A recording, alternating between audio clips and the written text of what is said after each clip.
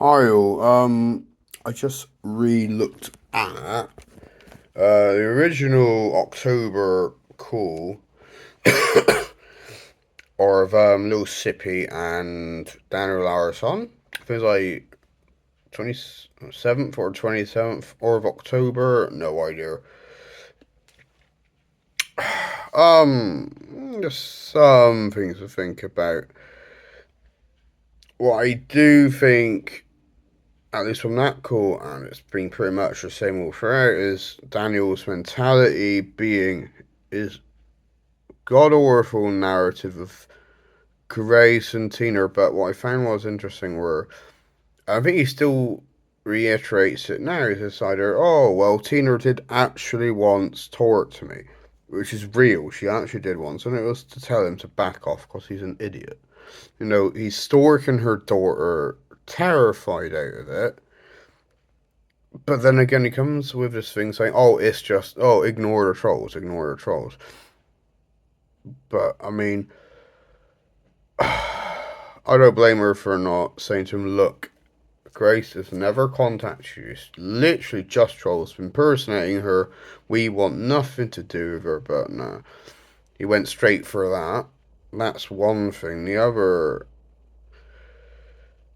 I don't know, this idea of him wanting to get out early and that.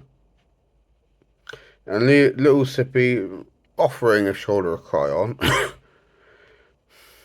But it's like, from that first call,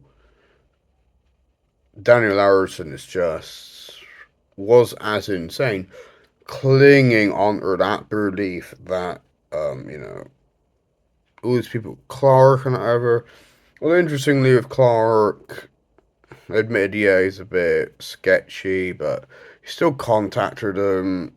I don't think Daniel even gauged that little Sippy is just trolling him, especially in further videos. But it was Daniel talking about, I don't know, talking to his lawyers, saying all lawyers, oh yeah, they'll get me out, blah blah. They say he's innocent. It's like, well, they know he's guilty, but it's their job to get him out as public defender, for goodness sake. Of course, they'll say, "Oh yeah, we think you're innocent," which, to be fair, he's definitely not innocent. But they can definitely use the idea of when Lil Sippy said, "Well, yeah, people were harassing you on the street." 100% true. That happened a lot. It shouldn't have happened, but he shouldn't have been let near any shop. He should have been forced, shoved into a cage in a group home or whatever. But the fact that Daniel said, I made these threats because I needed bodyguards, I needed this and that and the other. Yeah, and that's going to really bite him in the ass because when you're on federal charges, the feds will be onto every little bit of evidence, including these calls, and it's going to destroy his case of saying, well, if he comes out, I think his defense would either be, well, I made these threats because I was terrified, people were after me, so I had to make these friends to get them to back off, make these threats, not friends, but make these threats to get people to back off. And that was being lied to at the time, but then again, the other would be, well, I made them because I wanted people to be scared. I wanted to get maybe the FBI and these big authoritative figures off my back. That he admits later is like, well, yeah, I wanted the attention. I wanted the attention. I wanted this. I wanted that. The FBI, if he's suddenly found not confident, if he's found, what's it called? Continent? No, competent.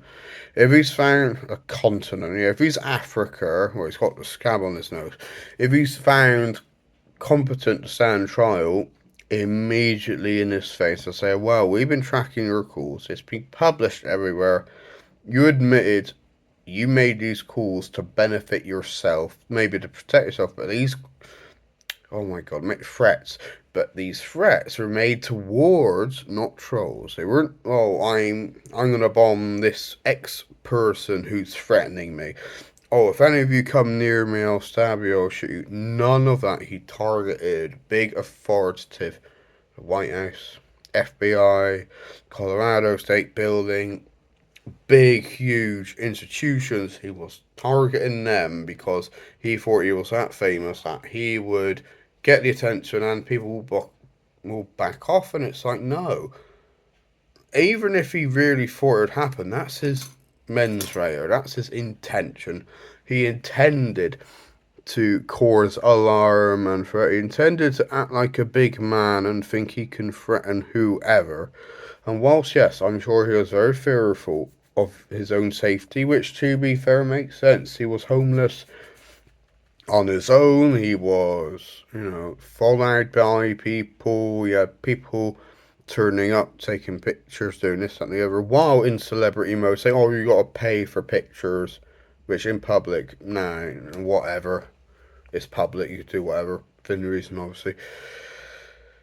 God, if he became a First Amendment auditor, that'd be hilarious, because oh God, they'd throw water at him and say, get out, you scruffy.